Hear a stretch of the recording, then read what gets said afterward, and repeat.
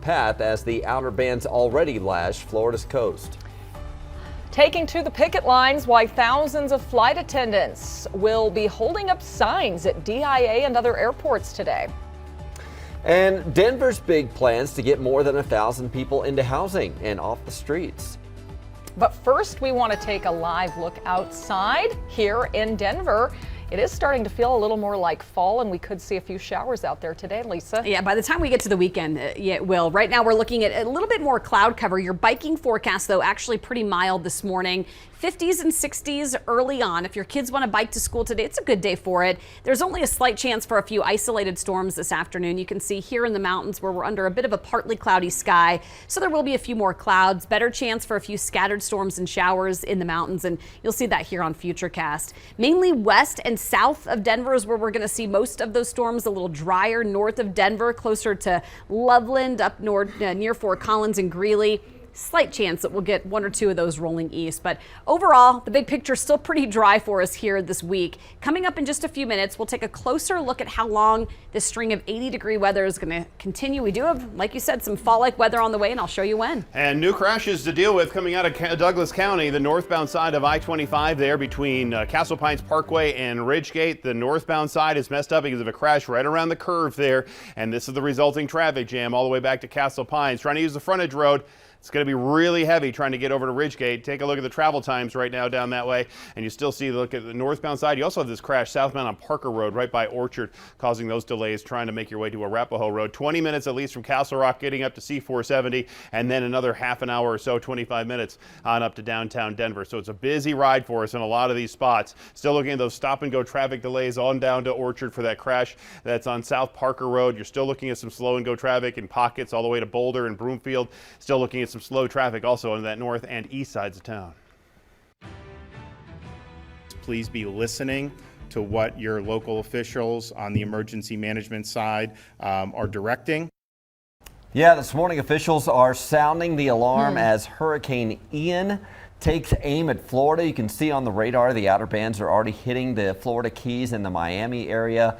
It crossed Cuba overnight, and now emergency responders in the Tampa area are preparing for what they're calling the storm of the century. Yeah, it really is. It's been more than 100 years since a major hurricane has hit the Tampa region, with winds, rains, and storm surge all expected to be severe. Many are headed for higher ground. Here's Ivan Rodriguez with the latest.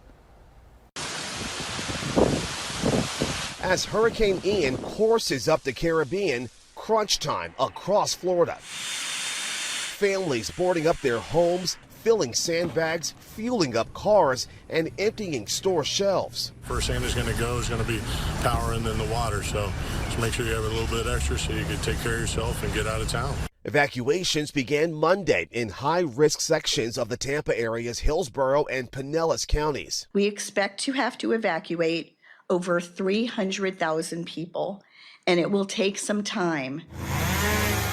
The Tampa Bay area bracing for the worst, its first direct hit in 100 years. What I'm most worried about are the fact that these storms are so unpredictable. Florida already under a state of emergency with some 7,000 National Guard members activated. The nation's Department of Health and Human Services also declaring a public health emergency, enhancing the state's disaster response. ABC's Rob Marciano with more on protective aqua fencing going up around Tampa General Hospital. This trauma center sits in the evacuation zone. It will likely flood, and this wall is designed to keep the water out so they can keep the patients in. Along Florida's Space Coast, NASA's Artemis 1 launch delayed again. The agency deciding to roll back its $4 billion rocket from the launch pad as Ian's threat grows. The rapidly intensifying storm system struck Cuba overnight as a Category 3 hurricane after battering the Cayman Islands. Back in Florida, Governor Ron DeSantis is suspending tolls on some Gulf Coast area roads to help with the evacuation effort, and more could follow based on Ian's movements. Justin Finch, ABC News, Tampa. Checking on the economy this morning, stocks are trading up slightly, trying to bounce back from a rough day on Wall Street Monday. The Dow is up about 180 points so far in early trading, or 0.6%. It did hit its lowest level since 2020 yesterday amid fears of more interest rate hikes and a recession. We are learning more this morning about what led to the death of an Arvada police officer, Dylan Vakoff. Denver 7 obtained an arrest affidavit for the alleged shooter, Sonny Almanza. Almanza was taking his kids home to Arvada after he learned his ex had left them with minors in Thornton. But she and her family were waiting for him outside his apartment when they got back, and a fight started in the street. Again, this is according to the report. Almanza says he got a rifle from his apartment and shot his ex's sister in the leg. He says he was shot during the exchange, but claims he turned around and fired one round. Although the affidavit says Officer Vakoff was shot twice, Almanza says he didn't realize he had shot an officer until Vakoff hit the ground. We spoke with a retired detective who says domestic disputes have become some of the most dangerous calls police respond to. There's just always that over-the-top emotions. And then you have a law enforcement officer who walks into the situation that maybe it took years to get to this situation, and they're expected to solve this problem within seconds. Also, as we take a closer look, the FBI keeps track of law enforcement officer deaths. And as of last Monday, 49 officers have been killed so far this year trying to do their job. 8 were victims of an unprovoked attack. If you are heading out to the airport today to work or travel or pick someone up, you may notice picket lines out there. Off-duty Southwest Airlines flight attendants will be asking for support for a new contract. Among other things, they want to be paid for the time they spend boarding passengers. There's a lot of things about your job that I think a lot of flyers don't understand. Yes, ma'am. I think it came to the forefront when Delta gave their flight attendants the what they call boarding pay.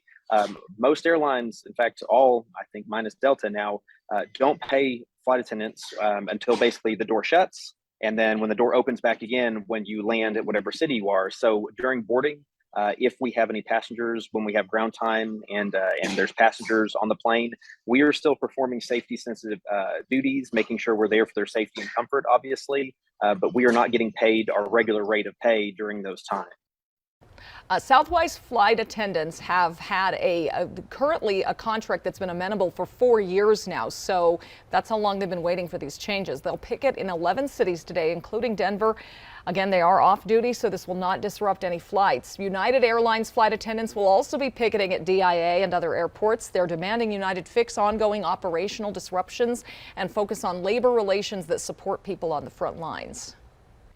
Well, we all know homelessness is a growing issue across the metro, and now the city of Denver is putting out a new plan to try to get more people off the streets. Denver 7's Veronica Acosta joins us live this morning because, Veronica, part of this includes more affordable housing, which is a tall order.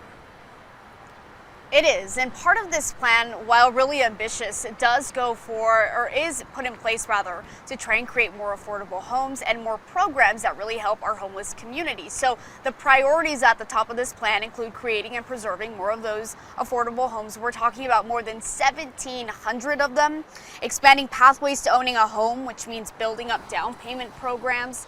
The city also wants to help more than 8,000 households with housing stability. That means getting them eviction legal defense and foreclosure prevention as well. The continued support of safe outdoor spaces and safe parking programs, those are also outlined in this plan because we know so many of our homeless neighbors, they're unsheltered. When it comes to families, the city wants to invest in more hotel options for them as well as case management. And the city wants the public's input on all of this. It's why it's having this virtual public meeting on October 18th. That's going to happen at 5:30 in the afternoon. There's also a survey community members can fill out. That's open until October 26th. In Denver, I'm Veronica Acosta, Denver 7.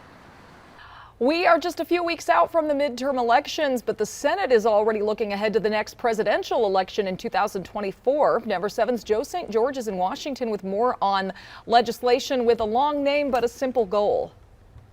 Yeah, good morning, Nicole. And you know, when you look at the issues driving voters in Colorado this election, yes, inflation is driving voters, abortion rights and crime, but so is protecting the vote and the integrity of elections. And Congress knows this, and that's why there's efforts to reform the electoral count process, the electoral college process. We all know every 4 years it's a bit confusing, right, how we officially elect our presidents. And some believe that it's too vague, that the current language is too outdated, archaic, and that some reforms are necessary. Colorado's 2 senators, Senator Michael Bennet, Colorado Senator John Hickenlooper, they're on board, as is 10 Republicans with this electoral count reform bill that would basically say that what would happen if a Secretary of State one election, if a governor in a certain state objects to the results and refuses to send electors to Washington and the Electoral College. One provision that will be debated today in a Senate committee would allow for a judge to take over those responsibilities. It would clarify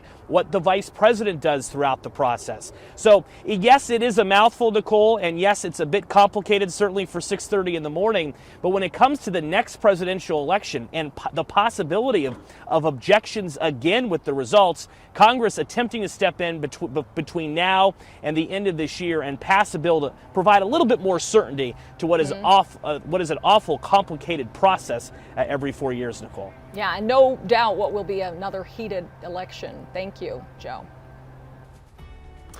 Coming up, Denver 7 digs into a safety measure that RTD considered but never used that would have prevented last week's derailment.